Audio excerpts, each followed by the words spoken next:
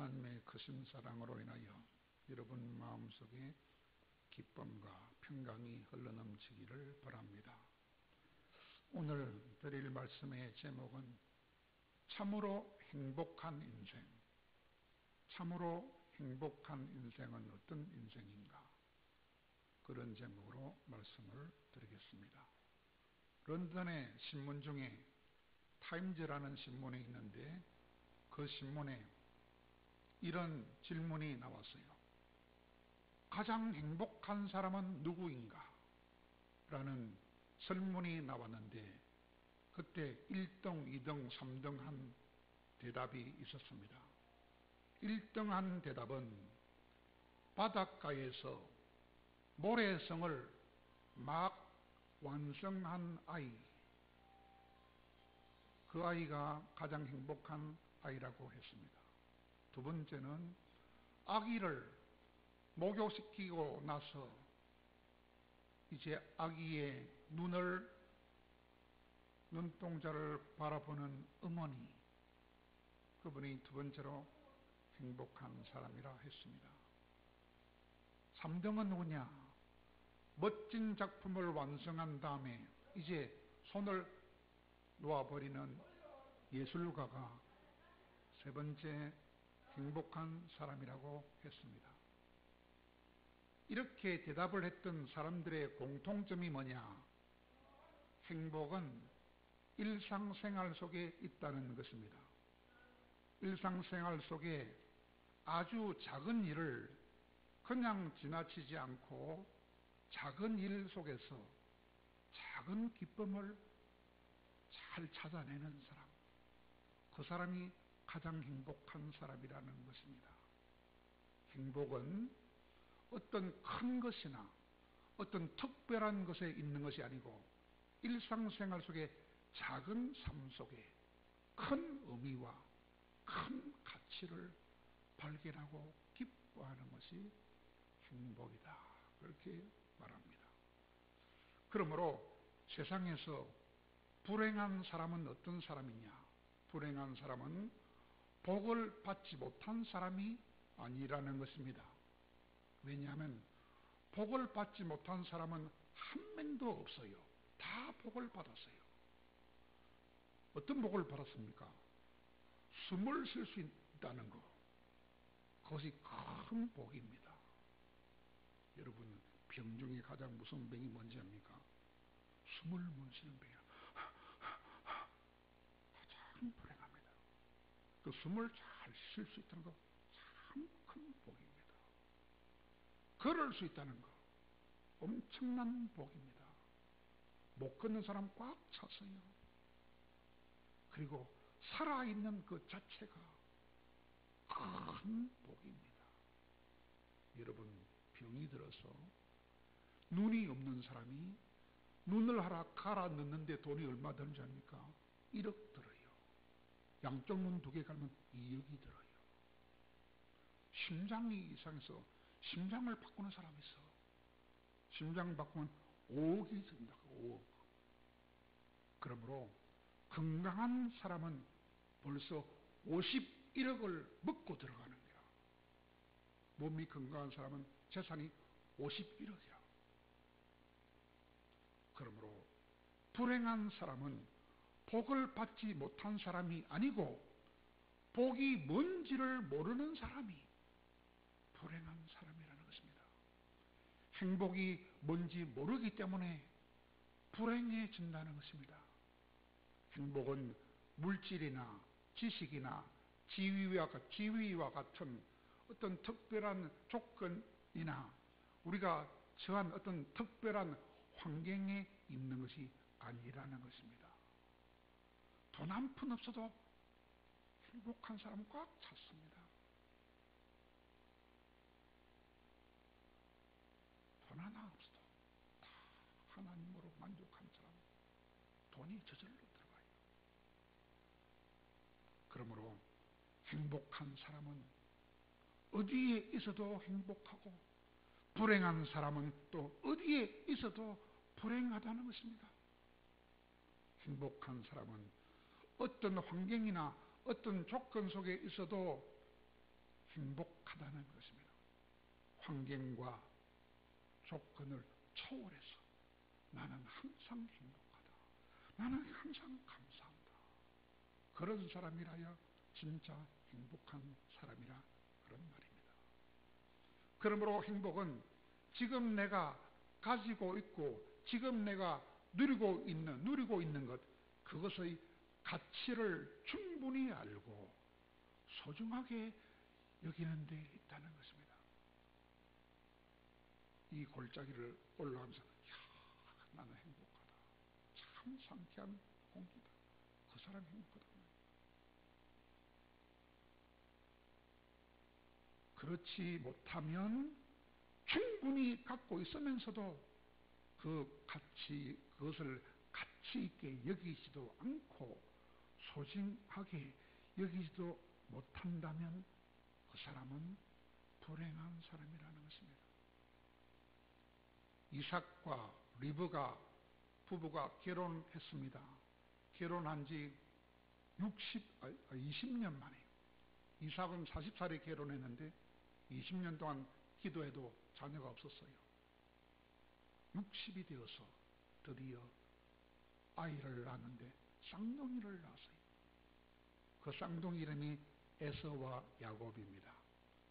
한날 한시에 같은 부모 밑에서 아이가 태어났는데 그러나 둘은 너무나도 달랐다는 것입니다. 아버지는 활동적인 큰 아들을 더 좋아했고 어머니는 조용한 둘째 아들을 더 사랑했습니다.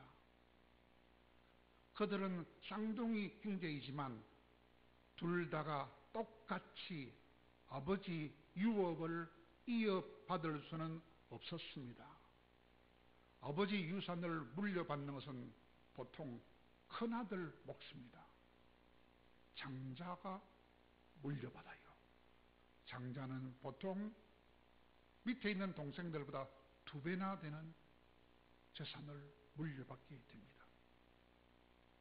그러므로 에서는 같은 날 태어났지만 조금 먼저 태어났기 때문에 2배나 되는 재산을 물려받게 되니까 얼마나 행운아였습니까? 그러나 동생 야곱의 입장에서 본다면 단지 몇 시간, 아니 몇 분 뒤에 나온 그것 때문에 장자의 권리를 못 받게 되었습니다.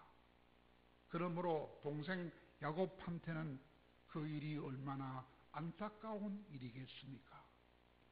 그러므로 먼저 태어난 아들 에서가 당연히 장자의 권리를 갖게 되는 것이 보통이었습니다.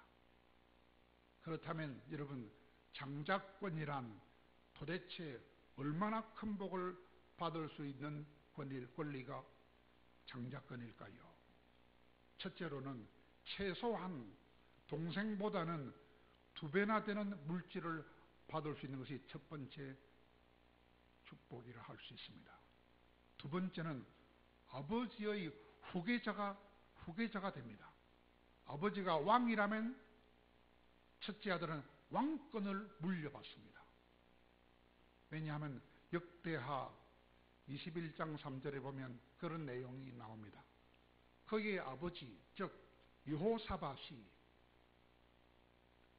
작은 아들들한테는 금도 주고 은도 주고 보물도 주고 유다의 견고한 성읍들을 선물로 후기 주었지만 그러나 그의 큰 아들인 여호람한테는 그가 장자였기 때문에 왕위를 그에게 물려주었더라고요. 큰아들은 아버지가 가진 왕도 물려받으니 얼마나 큰 복입니까? 뿐만 아니라 족장시대에는 제사장이 되는 복도 받았어요. 큰아들이 복을 빌어주면 동생들이 복을 받는 거야. 영적인 특권까지 받았으니 장자의 복이 얼마나 큽니까? 특별히 에서하고 야곱한테는 어떤 복까지 있느냐? 그 할아버지 아브라함에게서 약속된 복을 다 받을 수 있었어요. 엄청난 복이죠. 아브라함한테 약속된 복이 뭔지 잘 아시지요?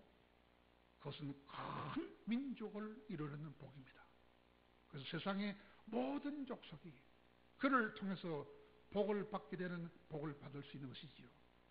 뿐만 아니라 메시아의 육적인 조상이 되는 특권까지 포함된 복이었으므로 장자권이 얼마나 크고 놀라운 복인지 여러분 짐작할 수 있을 것입니다. 그런데 이런 장자의 명분, 이런 장자권은 야곱이 아니고 에서가 받아야 할 복이었지요. 왜? 동생보다 몇 분이라도 먼저 태어났기 때문이 그렇습니다. 이런 타고난 복은 사람이 인위적으로 바꿀 수 없습니다. 그러므로 몇 분 뒤에 태어난 야곱이 생각할 때는 얼마나 억울하겠습니까? 아버지 억울해요 라고 하소연해도 어찌 바꿀 도리가 없었습니다. 그러나 그럼에도 불구하고 이 동생 야곱은 그 장자권을 포기할 수 없다고 대드는 거예요. 이게 문제입니다. 아버지, 나는 둘째지만은 꼭 그 장자권을 내가 갖고 싶습니다. 이 대드는 기라. 끝까지 대드는 놈은 칼볼 수가 없어요. 그러던 어느 날 형님이 사냥을 하고 돌아왔습니다. 형님이 사냥을 몇 시간 동안 하느라고 온 산을 뛰어다니라고 배가 얼마나 고프고 피곤했겠습니까? 그때 마침 동생이 죽을 쓰고 있었습니다. 잔뜩 시장했던 까닭에 당장 그 죽을, 동생이 끓여놓은 그 죽을 먹고 싶었습니다. 그래서 형님 에서가 동생 야곱한테 별다른 생각도 없이 부탁을 하는 거라요. 어떻게 부탁합니까? 오늘 본문 30절에 보니까 야곱에게 이르되 내가 피곤하니 그 붉은 것을 내가 먹게 하라 그랬어요. 붉은 것이 무엇입니까? 팥죽이라. 팥죽. 내가 수고해서 끓인 팥죽, 네가 수고해서 끓인 그 팥죽을 내한테 좀 달라라고 형님이 동생한테 부탁했던 것입니다. 그러자 동생 야곱은 마치 그 말을 기다렸다는 듯이 형님한테 이렇게 대답합니다. 그냥 주지 않고 어떤 대답을 하고 줬습니다. 야곱이 말하기를 형님이 가진 그 장자의 맹문을 오늘 나에게 팔아라. 이렇게 말했어요. 무슨 말입니까? 애쓰고 힘써서 끓인 그 팥죽을 그냥 줄 수는 없다는 것입니다. 장자의 명분을 내게 주면 나도 팥죽을 줄게. 이렇게 하는 거예요. 야곱은 마치 기다렸다는 듯이 형님인 에서한테 형님이 가진 그 장자권을 내한테 넘기세요 라고 그 거래를 하는 거래를 했습니다. 이런 야곱은 얼마나 무서운 놈입니까? 얼마나 이기적인 놈입니까? 또한 얼마나 냉정한 놈입니까? 둘도 없는 형님이 배가 고파서 약해진 그 틈을 기회로 삼았으니 얼마나 계산에 밝고 얼마나 약은 놈이고 못된 놈입니까? 그리고 또한 얼마나 치밀한 놈입니까? 맹세하라라고까지 말했으니까 말입니다. 그래서 그는 말합니다. 형님, 오늘 내한테 맹세해라. 형님이 가진 장자권을 내한테 넘기겠다고 맹세해라. 그러면 주고 맹세 안 하면 안 준다 한 거라요. 그때 형님이 대답했지요. 알았다. 내가 배가 고파 죽게 되었으니 장자의 명분이 무슨 소용이 있나? 그래, 줄게. 맹세한다. 이렇게 했어요. 이렇게 형인 에서와 동생 야곱의 쌍둥이 형제 간의 거래가 성사되었습니다. 그런데 장자권하고 팥죽 한 그릇의 가치는 전혀 비교가 안 될 정도로 큰 차이가 나는 것입니다. 왜 그렇습니까? 2배나 되는 재산권은 물론이고 아버지의 모든 권한을 상속받는 상속권은 물론이고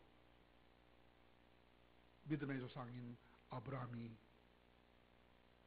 준 그 엄청난 복도 받게 되니까 엄청난 차이가 났던 것이죠. 그런데 그런 엄청난 복들을 형님 에서는 맹세까지 하면서 동생한테 팔아 먹어버렸습니다. 이렇게 그 가치를 몰라서 헐값에 팔아버린 억울한 거래는 역사 속에서도 쉽게 찾아보기 힘든 그런 거래였습니다. 이렇게 가치가 불공평하게 거래됐던 역사는 아마도 없었을 것입니다. 굉장히 불공평한 거래였습니다. 여러분, 거래 중에서 세계적으로 유명한 거래가 있습니다. 세계적인 거래라고 불린 계약이 있었어요. 어느 나라와 어느 나라 사이의 계약일까요? 가장 큰 나라인 러시아와 미국 사이에 성사된 거래였습니다. 러시아가 크림 전쟁에서 패배를 당했습니다. 극심한 재정난에 시달렸습니다. 그때 러시아는 자기 땅이던 알래스카 땅을 팔기로 결심했습니다. 그때 카나다를 장악하고 있던 영국군이 언제 러시아 땅인 알래스카로 침략해 들어올지 모르는 그런 위기의 순간에 있었습니다. 그래서 그 땅이 영국군 손에 떨어지기 전에 한 푼이라도 받고 팔고 싶어서 미국한테 그 땅을 팔았어요.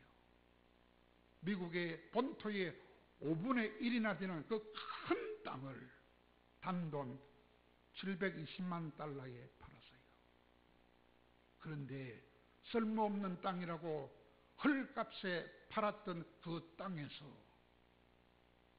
얼마 있지 않아서 금이 노다지로 나왔어요.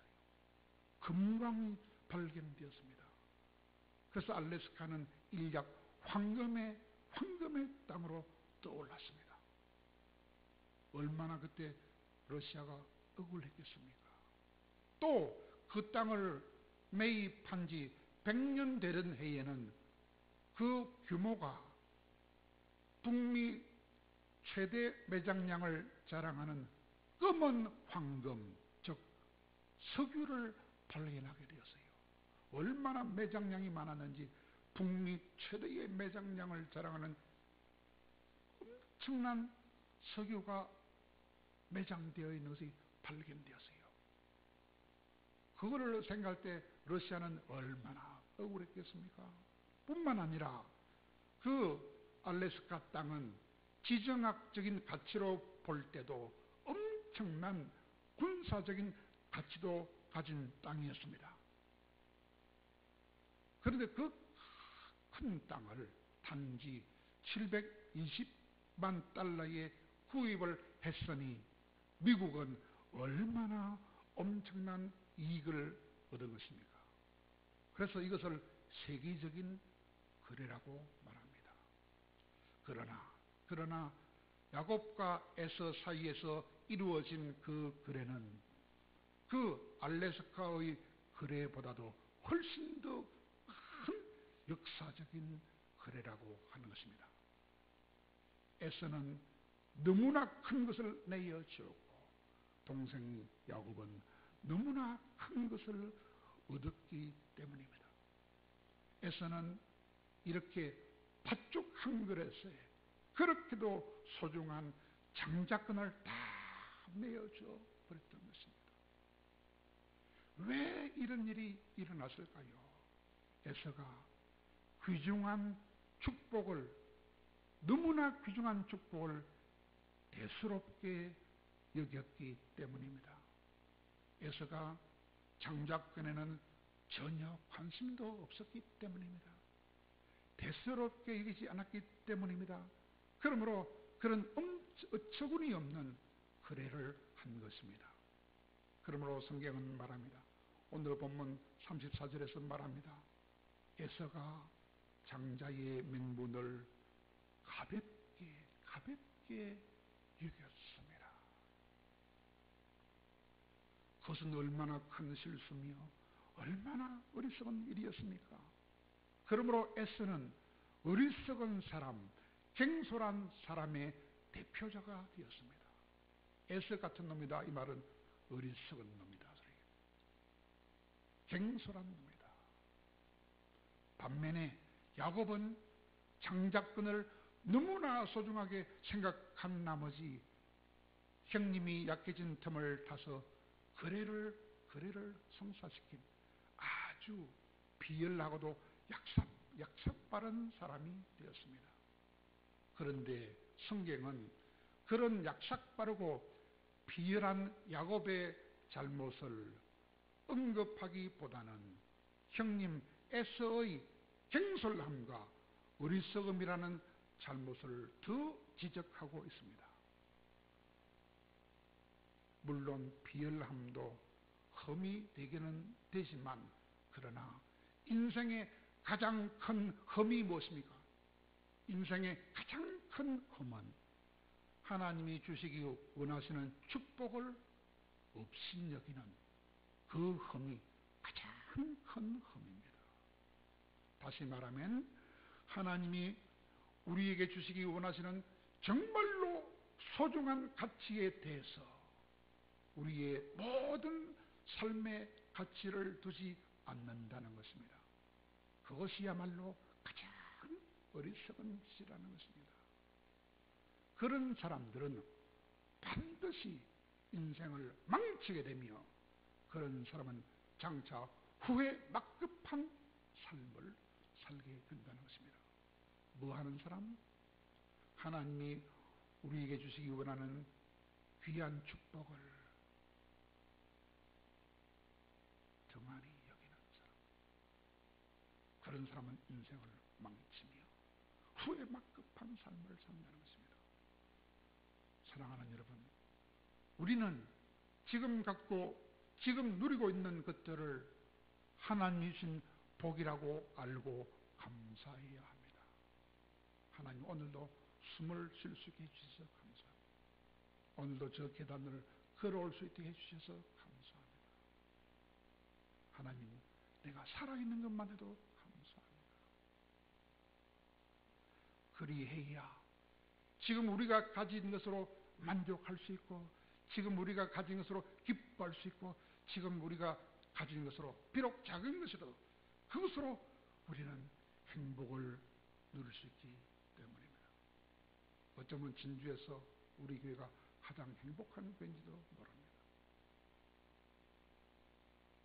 만약에 그렇지 않다면 지금 갖고 있는 것들을 다 잃어버리고 나서야 시간이 다 지나가 버린 후에 그때야 지금 가지고 있는 것의 가치를 알게 된다면 그때는 얼마나 아쉬워하며 얼마나 또 후회하며 통탄하겠습니까? 지금 가진 것들에 만족도 못하고 기쁘도 못한다면 지금 가지고 있는 이것조차 다 잃어버리고 나서야 후회할 테니 그런 사람은 얼마나 불행한 사람이 되겠는가 그 말입니다. 장자권을 소중하게 여겼던 야곱은 그의 소원대로 정말로 복된 사람이 되었습니다. 그는 2배의 물질 축복뿐만 아니라 장자의 계보를 잇는 축복을 받았을 뿐만 아니라 할아버지 아브라함을 통하여 하나님이 약속한 그 복도 차지했습니다. 뿐만 아니라 그는 그 이름이 이스라엘로 변했어요. 이스라엘이 뭡니까? 하나님을 이긴 자가 된 것입니다. 그래야 그는 이스라엘의 조상이 되는 복도 받았던 것입니다. 그것은 그가 장자권이 얼마나 중요한지를 잘 알고 그 복을 받을 수 있기를 간절하게 사모했기 때문입니다. 우리도 형님 에서처럼 비참하게 살 수도 있고 동생 야곱처럼 행복하게 살 수도 있습니다. 문제가 뭡니까? 바로 얼마나 하나님의 복을 알고 사모하고 갈망하느냐 안 하느냐에 따라서 좌우되는 것입니다. 거기에 따라서 에서가 될 수도 있고 야곱도 될 수가 있습니다. 인생의 참된 행복은 무엇이 정말로 귀중한 것인지를 잘 아는 거기에 달려있는 것입니다. 그런데 오늘날은 가치관의 혼란 시대입니다. 가치관의 부재 시대입니다. 절대적인 가치를 인정하지 않는 시대입니다. 눈에 보이는 것만 추구하는 시대입니다.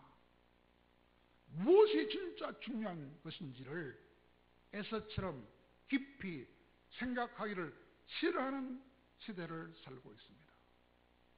우선 좋은 것, 우선 편한 것, 거기에만 더 큰 가치를 두고 살아가는 시대가 오늘날 우리가 사는 시대입니다.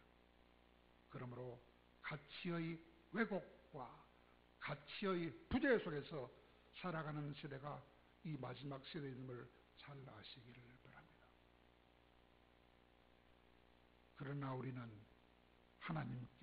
하나님께 모든 가치, 최고 가치를 두고 살아감으로써 우리는 이미 가장 복된 자들이 된 것입니다. 왜냐하면 우리는 예수님을 내 인생의 새로운 주인으로 영접했기 때문입니다. 예수님을 인생의 새로운 주인으로 영접하고 살아가는 자들에게는 야곱이 받았던 그 장자권보다 더 큰 복을 준다 그랬어요. 야곱이 받았던 장자권보다 더 큰 복이 무슨 복입니까? 하나님의 자녀가 되는 복입니다. 그러므로 마태복음 11장 11절에 보면 여자한테 태어난 자 중에 가장 큰 자가 누구라고요? 여자의 배로 태어난 자 중에 가장 큰 자가 누구라고요? 세례 요한이라고 그랬어요. 그러나 너희들은 세례 요한보다 더 큰 자들이라고 그랬어요. 우리는 예수님을 모시고 사니까 더 큰 자가 된 것입니다. 가장 큰 복을 이미 받은 자들이라 그 말입니다.